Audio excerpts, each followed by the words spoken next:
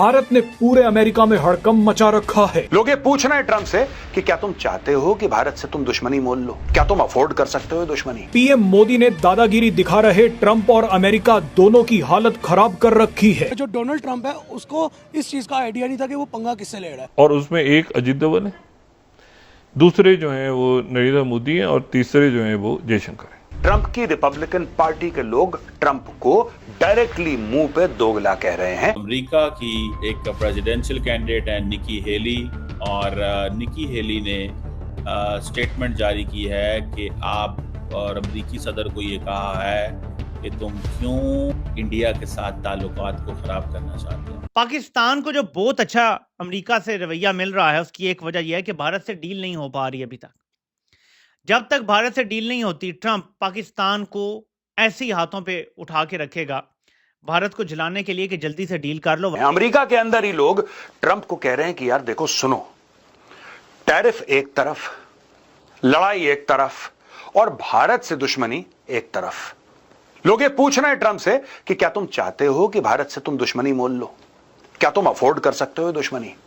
1.4 billion यानी कि 140 करोड़ लोगों का देश है भारत, दुनिया की चौथी बड़ी अर्थव्यवस्था। वो ये कह रही है कि भाई साहब, आपका एक पार्टनर है जिसका नाम इंडिया है और आप उस पार्टनर को छोड़ रहे हो। आप रिपब्लिकन है, यूएस इंडिया रिलेशनशिप को सपोर्ट करती है।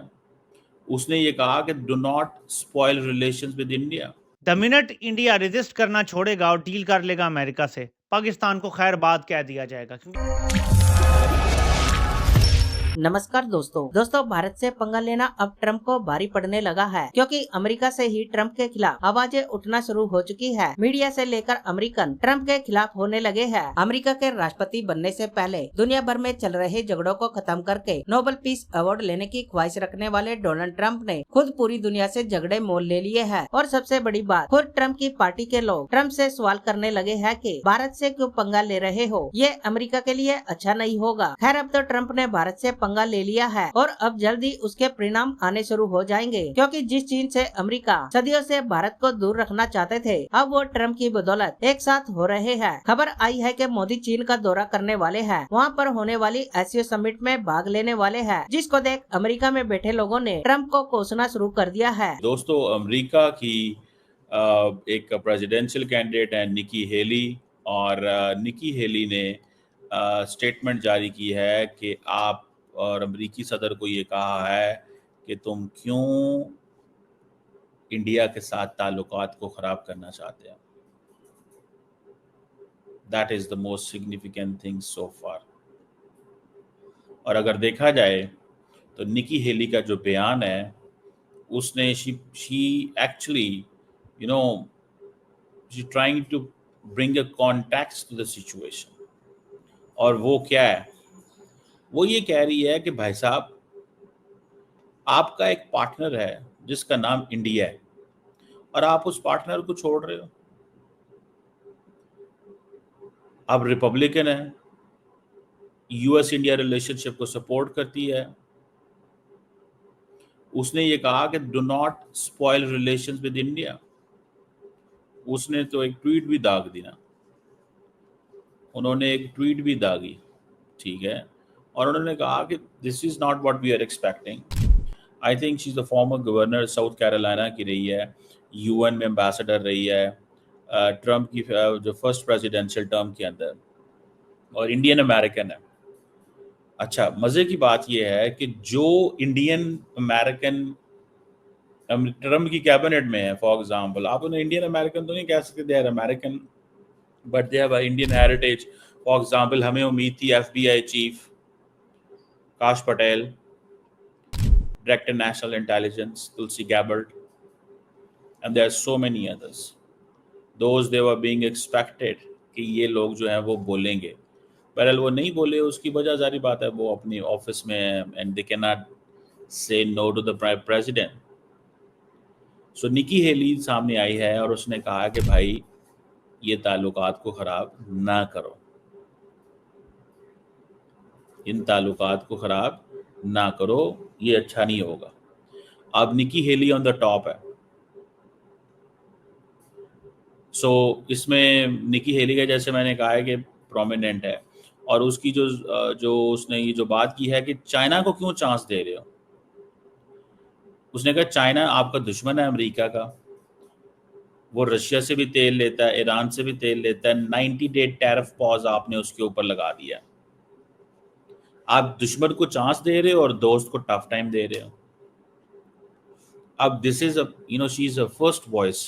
और मैं देख रहा था उनका एक्स के ऊपर जो डिस्कशन हुई है, जो उन्होंने वो मैसेज किया, उसको मोर देन 3.5 मिलियन लोगों ने देखा। लार्जली इंडिया के अंदर वो पॉपुलर हो गई, सारे मीडिया ने उसको उठा लिया। सो वो कह रही है कि आप अमेरिका को चाहिए इंडिया से अपने ताल्लुकात को प्रायोरिटाइज करो। चाइना की जो टैरिफ एग्जम्पशंस हैं वो ख़त्म करो। वो कहती है कि इंडिया हमारा क्रिटिकल एलाय है, चाइना को काउंटर करेगा इंडो पैसिफिक रीजन में। लेकिन American deep state and American structure को पता है कि इंडिया चाइना को काउंटर नहीं करना चाहता। टक्कर दिया इंडिया ने अमेरिका को। क्या पूरी दुनिया में एक दफ़ा इंडिया ने जो ऑरा बना हुआ था अमेरिका का, जो अमेरिका का एक विल पावर थी, एक सुपीरियरिटी थी, उसको तो खुडे लाइन लगा के दिया है। और इस पे आने वाले दिनों में क्या रिएक्शन होगा पूरी दुनिया का, जबकि अब अमेरिका जो है वो तो सुपर पावर तो वो ख़त्म हो गया। अस्सलाम वालेकुम। वालेकुम सलाम।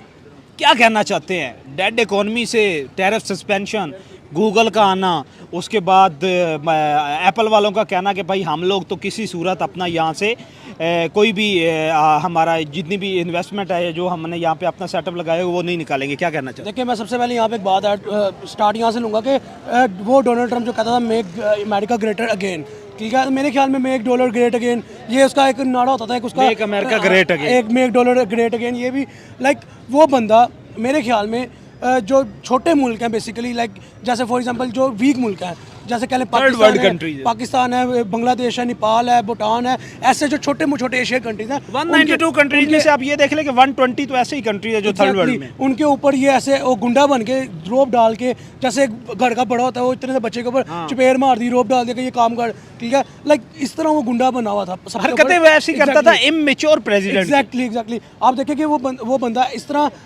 अपनी पावर में इस तरह था कि उसने छोटे कंट्रीज के ऊपर एक डर डाला हुआ था, उनको ऐसे दहशत से काबू किया, पैसे लगाया था, लोन लगाया था, उनके मुंह को मीठा लगा दिया, काम करा लिया। मेरे ख्याल में जो डोनाल्ड ट्रंप है उसको इस चीज़ का आइडिया नहीं था कि वो पंगा किससे ले रहा है। वो प्राइम मिनिस्टर जिसको पब्लिक ने इलेक्ट किया, वो प्राइम मिनिस्टर जिसको तीसरी दफा आया हुआ है, पब्लिक ने कुर्सी पे बिठाया, 3 टेन्योर दे दिए उसको, उस 3 टेन्योर के अंदर गुजरात में प्राइम मिनिस्टर ने कहाँ से इंडिया को उठा के कहाँ पे बिठा दिया। मनमोहन सिंह के जब टेन्योर खत्म हुआ तब क्या थी इंडिया की? कुछ भी नहीं था इंडिया, इतना कोई ऐसा पॉवर्टी लेवल क्या, एग्जैक्टली इतना कोई ऐसा इंडिया की कोई एक रोब दबदबा नजर नहीं आता था। लेकिन जैसे ही नरेंद्र मोदी के पहला टेन्योर खत्म हुआ, दूसरे टेन्योर के अंदर जैसे इंडिया ने ग्रोथ रेशो पकड़ी, ग्रोथ रेट जैसे इंडिया का बढ़ा, फिर फॉरेन अफेयर के फॉरेन लेवल पे जिस तरह इंडिया ने एक मजबूती के साथ खड़ा हुआ, सुषमा स्वराज को रिप्लेस करके डॉक्टर एस जयशंकर आए, उसने तो जमीन से उठा के इंडिया को आसमान पे पहुंचा दिया।